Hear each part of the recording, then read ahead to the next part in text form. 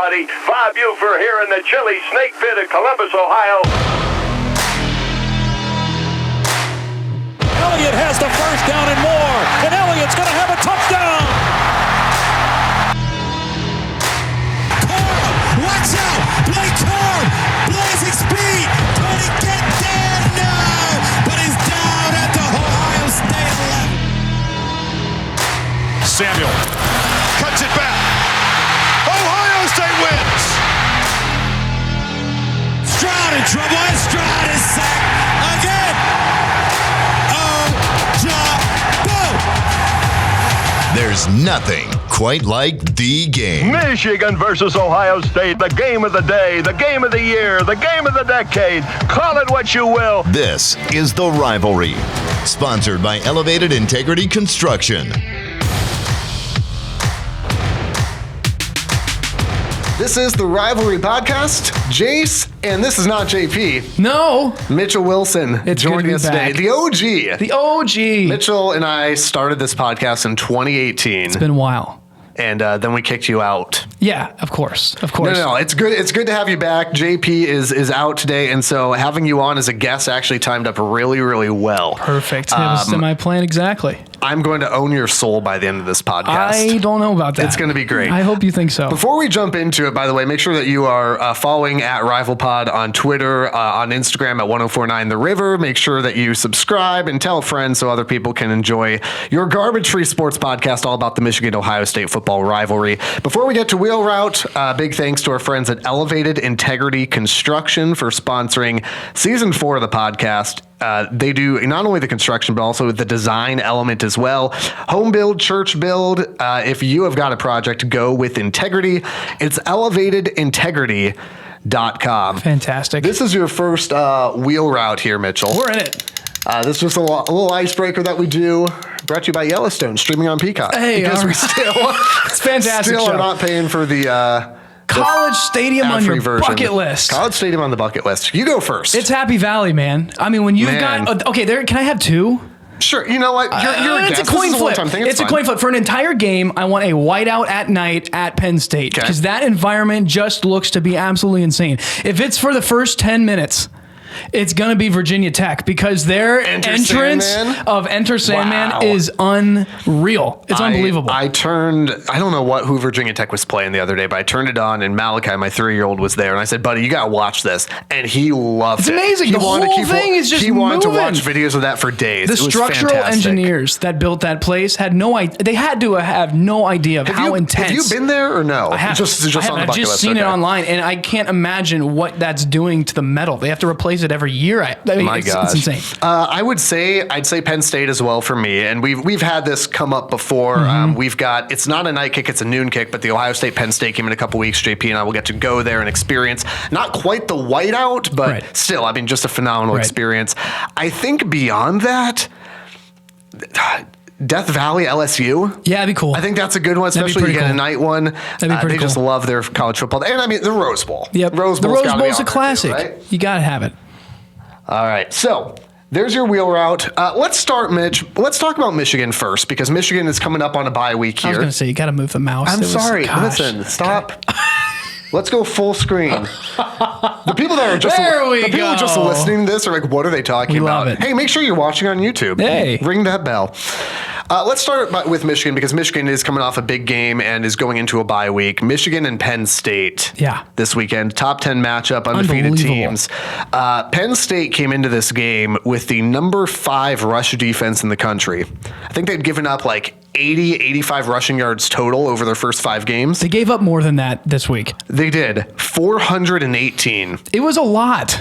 563 total yards of offense. Time of possession was 41 minutes to not a lot. 18. And 0 punts. Unbelievable.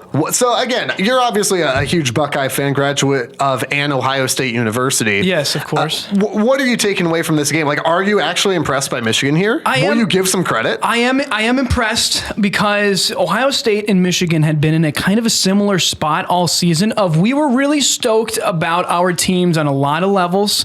And I know Michigan was especially stoked about the defense because that hasn't always been there. And this year we're like, hey, the defense is running. This is awesome. And a lot of Ohio State fans and people in the sports world were going, but is it though? Because it hasn't really been tested. And so when you go into something like this, where you've got a Penn State team, which is just a top brand as opposed to some other teams that we play throughout the year, and you know that they're normally really good. Rutgers isn't a top brand? Are you taking in front of Mike Teal's old jersey? I will always love Rutgers for being the first team of college football, but that's about it. That's about all I give it. That's all.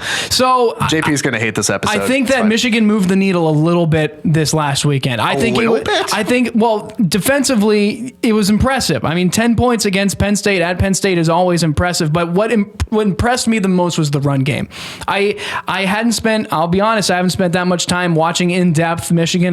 My eyes can't take it that long, and Respect. I did see a decent amount of this game, and man, the run game was fantastic. I've got some other things that are not so fantastic, but number 2 and number 7 are going to take you a long way. Corum and Donovan Edwards. Yeah. That duo plus your O-line, yeah, that's legit, guys. Well, and that's where when you look at, if you were to, you could nitpick a box score. Like, if you look at the box score, Michigan dominated front to back. Yes. If you wanted to nitpick a box score and go, hey, look at McCarthy's passing yards, you don't need it. Yeah. 418 rushing yards. Yep. When you've got a 5-star quarterback of that caliber like JJ, the fact that he's able to do what he needs to do, but you don't. Yep. I mean, look at Penn State's defense. You don't need to try and throw the ball on Joey Porter left and right. Yep.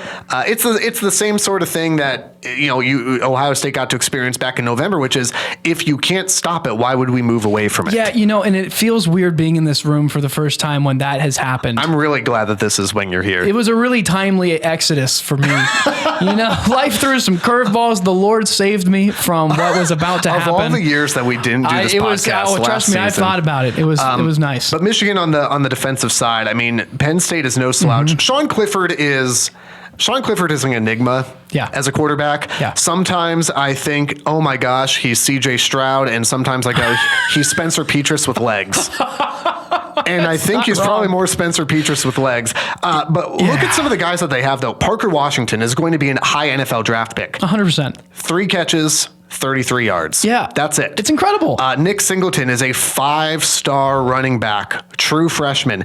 Nick Singleton went 6 carries, 19 yards. I mean, that's just not good. That's incredible. Like that to me says a lot about it looked a lot like, obviously they beat Penn State in bigger fashion, but it looked a lot like the Ohio State game last year, where you've got this incredible receiving core, really good offense. Just kept it going. And they couldn't do much with it. Yeah, I mean, when you have 55 rushing attempts and you're averaging 7.6 per attempt, you're not losing that. You're not losing that game. That's incredible. My favorite part of this game was actually a quote from the legendary Urban Meyer. Oh gosh, who we're big fans of Urban on this show.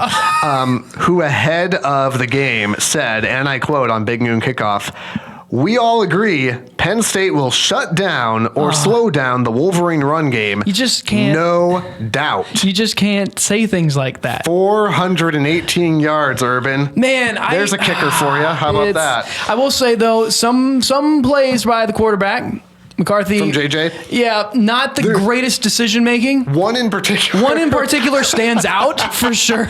I mean, sometimes when you're in the moment and you're watching it, when I first saw it, it looked like tip pass, and it's just unfortunate. But then they took the camera angle, where you're basically in the line of his visibility of what he's trying to do, and there's just a giant white person. So are you talking about the pick six? The pick six. Okay, see, I wasn't talking about that. Okay, there's another one. This is fantastic. I thought that there was a play where he scrambled and he tried to force the ball. Yes. He barely floated it over the linebacker's head, which could have been a pick six. Yes. And I think Corum or Edwards, one of them, caught it on the side. Yes. I had an issue with that. I didn't have an issue with a double doink off the helmet pick six. Well, it wasn't the double doink. It was the action before the double doink, when there's just a huge person in front. He's like, you know what? You're saying just like take the sack. Just take the sack. Yeah. And I think that that's a fair criticism. Because those plays are similar. Yeah, but there's also So it's not going to be perfect, and he's playing really good football. I've been really impressed with Michigan. They are on a bye this week, so no game to predict. I will say the only other thing that I didn't love from Michigan, and I thought it might come back to bite them,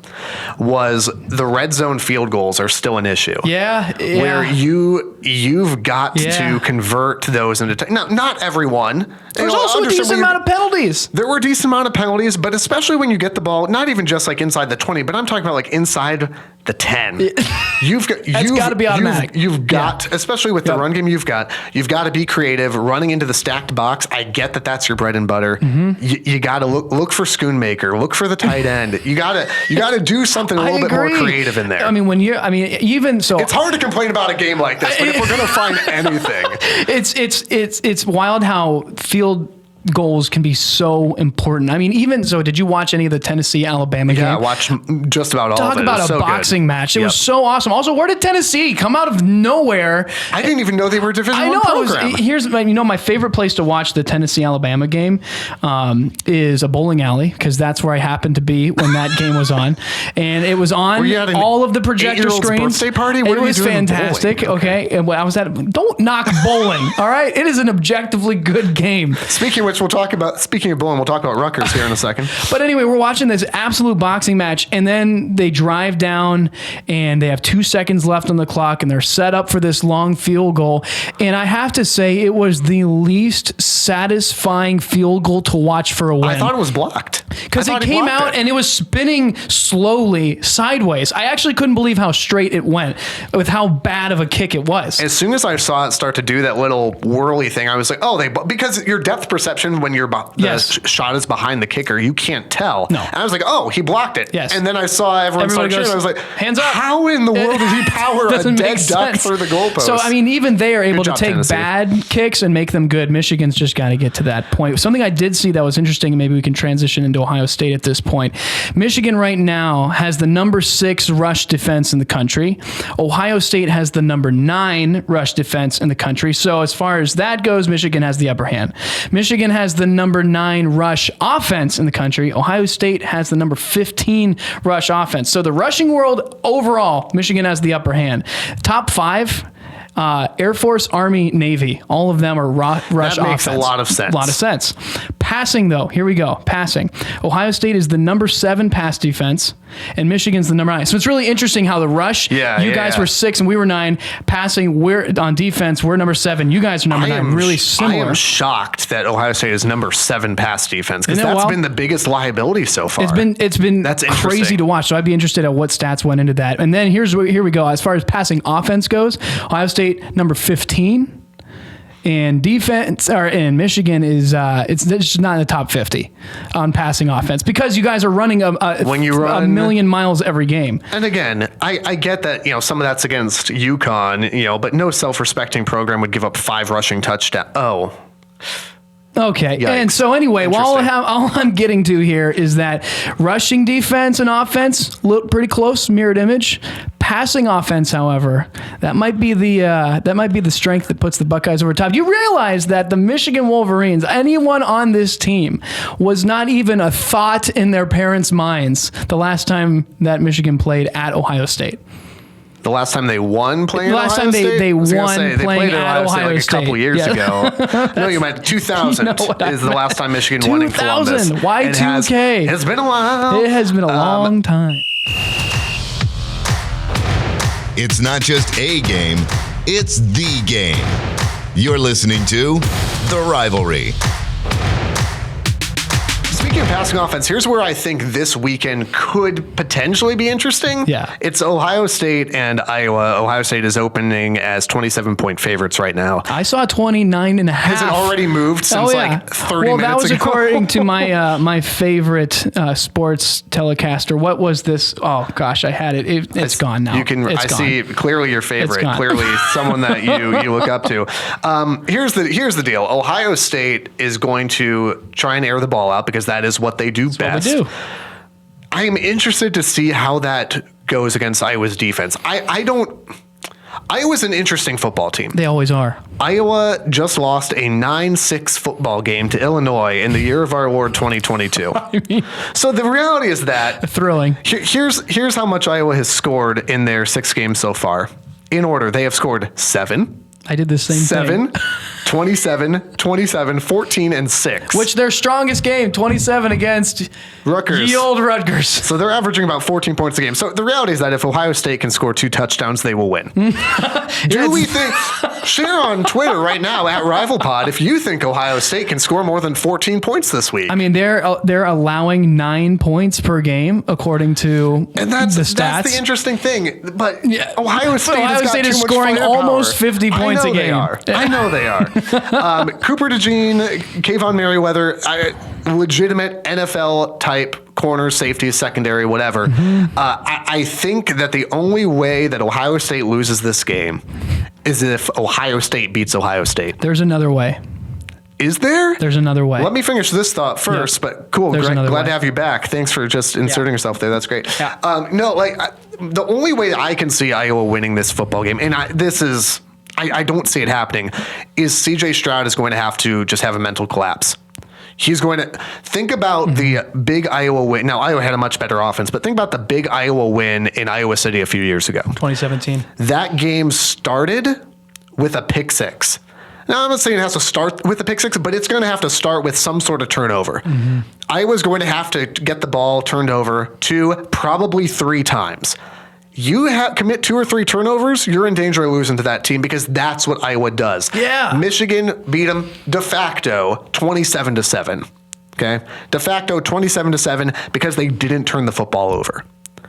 That's how you lose to Iowa. You give them the football for free. So here's the only other way, and I think the reason that we lost in 2017 started even before the pick 6. T.J. Hawkinson and Noah Fant, but besides that, before the pick 6, before the game started, I was talking to a close friend of mine this week actually, and we were talking about how when we flipped on the TV and we heard the heartfelt story of Maddox Smith, the 10-year-old. Do you remember this? Oh in the hospital, he's the honorary team captain because he's battling cancer and he's looking out his window that overlooks the stadium, and the whole stadium was cheering for this honorary captain. I looked at him and I said, there's no way we win this game. We cannot win this game. Well, look what happened. Look at what happened against Purdue. I know. When you went to Purdue. I know. It happens like this. The same, and again, just like really a heartwarming story. So if I turn on the TV and there is a heartwarming story for them, I don't know what I'm going to do. But it helps that it's at Ohio State. It really, really significantly helps that it's at Ohio State. If you are in need of a feel-good, heartwarming story,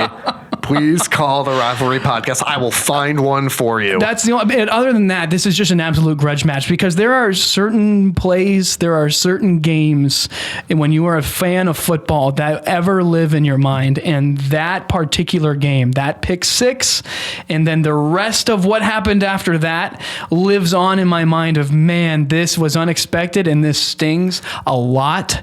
And so it's similar to how it lives in my mind was, man, this is unexpected. That must sting a lot. It did. Okay. And so I'm kind of calling this the Kylo Ren game. So I don't know if you're familiar with the Star Wars scene where Kylo is up in the top of this walker thing. Is that the one with the Mandalorian? Maybe. Okay. I don't know it that well. But he looks at his enemy, who is Luke Skywalker, and he just starts shouting more, and they shoot him, and then he goes more, and they shoot him, and they goes more, and he just loses his mind. That's if you haven't seen Star Wars, I guess that's a spoiler. Go and check out this scene. It's kind of become a meme at this point. They open right now, according to, there it is, 247 Sports. Okay. So my favorite resource. 24/7 Sports, but sure. Sure. Man, you got to get on the internet 29.5 favorites. It's going to be more than that. What's your prediction? 52-17. Okay, no. 52-17. I should have. Here's what I love about working with you and working with JP. JP is the rational, hey, I've thought this one through. You're all hard, man. And I was more accurate when I was on this show about my predictions than you were, I'll have you know. What do you have? 38-13. 38-13. Just because I don't want you guys to cover. I'm assuming you're going with Iowa. Yeah. No, I expect Iowa to score 38 points, maybe in all their games combined by the end of the season. I'm interested in CJ this Stroud game. is too good. Yeah, I'm interested in this game just because Iowa is a very good defense with a pulse. And next week with Penn State, an offense with a pulse. And I'm interested to see how that balance shakes out for Ohio State. But yeah, Ohio State just has too much firepower for this one. I've got an Ohio State question for you, though. Hit me. Okay. This is a question that I've been just thinking on all weekend. I'm like, I've got to ask. And you don't have any help from JP here, so you're going to have to answer it. What is the best win on Ohio State's schedule right now? Who is your best win? The last one, because they just keep coming and keep coming. Who is the best team that you've beat so far? I mean, we haven't played anyone. What you want to hear is what I'm going to say. We haven't played anyone. What I'm going to say is what you want to hear because it's true. We haven't played anyone super substantial. And that's not me. To be clear, that's not me taking away from Ohio State being a very, very good football team. Am I disappointed in any way that we've played? I don't think so. Every time that they've gone on TV and I've watched this, as the game ends, I said, that is pretty much how I expected it to go. It's still early in the season. Are there still things we need to tweak? Absolutely. But am I like, I cannot believe we won this game like this? No. Because it's how it's expected. The other teams that we've been playing have not been good. Very good at all. Yeah, you're right. I mean, that's right. All I'm saying is that I heard a lot of talk about Michigan's strength of schedule this year. And I went ahead and said, okay, well, let's see. It's not wonderful. Well, let's see. Because the best wins, I'm going to propose this. Let me just cut to the chase. I'm going to propose that your best win is Toledo. I mean, 77 points is fun any way you slice it. Toledo is the only team you have played above 500 right now. I mean, it's 77 points is fun any way you slice it. I don't care who you are. It's fun. Wisconsin is 3-4, just lost to the dumpster fire in East Lansing, which was interesting. Notre Dame is 3-3. Right. They were number 5 at They just lost to Stanford, who had 11 straight FBS losses prior to that. That is remarkable. It's not good. Also, for what it's worth, UConn has as many wins as Notre Dame and Wisconsin. So there's that. I'm on the same page as you, what I'm saying is Michigan has a better resume. Right now, Michigan has a better resume than you do. I mean, yeah, it's tough. I always get thrown off with the rankings thing, too, because rankings change throughout the season. And at the first game of the season against a number 5 Notre Dame, we had no idea where they were coming from. But the ranking certainly goes into the preparation and the mentality and the nerves. And so I feel good about that one. It's a bummer that they tanked the way they did. I'm not super sad because it's Notre Dame. Right. Well, and again, that's something that everybody on this podcast can get excited about. But I agree. There is more to be proven. And here's getting to my point. I don't think that CJ Stroud will win the Heisman this year. I think right now he's the forerunner because of what's happening with Alabama. But in order to win the Heisman, you need to have some thrilling leadership moment, like when we had the Penn State game during the blackout and JT Barrett went like miraculous for a quarter and a half.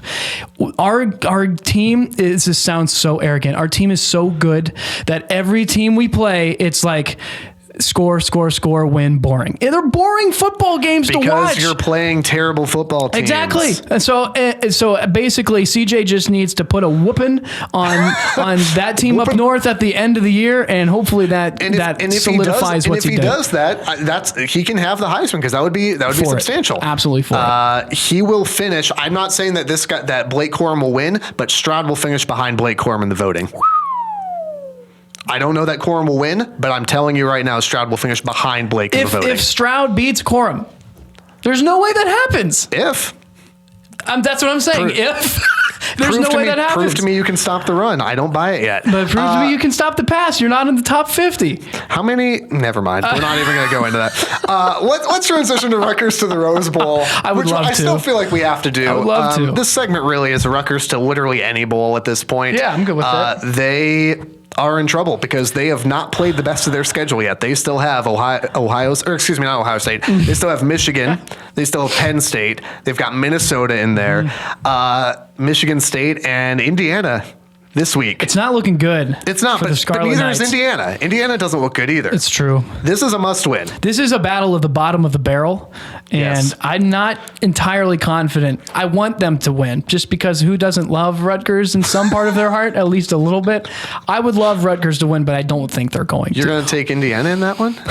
It hurts. Is that your upset? You know what? No, this is my upset. This is my upset. There's no way that Rutgers is projected to win this game. I'm going to take Rutgers. Rutgers upsets Indiana in the thriller of the bottom of the barrel. There's a Twitter account called the Sickos Committee, and they just pay attention to the worst college football games of the week. And guarantee that this is at the top of the Sickos list this week. It's a thriller. So get ready to enjoy that. So are you going with that as your upset pick of the week as we transition to Stupid Genius? I'm thinking the only other one. Know if they're the only other stupid upset that I would love to see. Do it. Pull the trigger, There's two more. There's two more. Okay, the Battle of the Orange. Syracuse Clemson. I don't think Syracuse is going to upset Clemson. Well, then that's not your pick. But I would love to see it. Well, the one that I think might happen, that I would certainly love to see more than that, Mississippi State, number 24, beats number 6, Alabama. Man, I would love that. Wouldn't that be something? Alabama goes from yes to we had a really hard loss to we're out of it. That'd be so great. Wouldn't that be amazing? And then Nick Saban just kind of walks away, drifts off into the silence. sunset. He watches the lights guide him home. So, are you taking Mississippi State as your upset pick? I'm taking Mississippi State. Wow, it's gonna happen. Here's the thing: this segment started off really, really well. Mm-hmm. You might remember I picked App State over A&M. Felt really good. Said let's make this a segment. We haven't gotten a single one right since. Really? Yeah. Were you going to pick Mississippi State? No, maybe that was your problem. Maybe that could be. No, I decided that I'm going to take LSU over Ole Miss. As of right now, the line is even, but I'm going to say that being ranked number 7 for Ole Miss and undefeated seems like can't stay that way. Seems like it would be a pretty big upset. Jaden Daniels has thrown 1 pick for LSU, and Jackson Dart has thrown 6 for Ole Miss. I think turnovers. I think it's possible. Also, his name is Jackson, and he has both the X and the S, which is just redundant. You just shouldn't. And you just pick one, man. Just pick one. And that is the reason. For that reason, Sharks. I think that upset is a little bit more likely than mine, but I would love to see both. Who's to say? We are all more cowbell. Who's to say? More cowbell.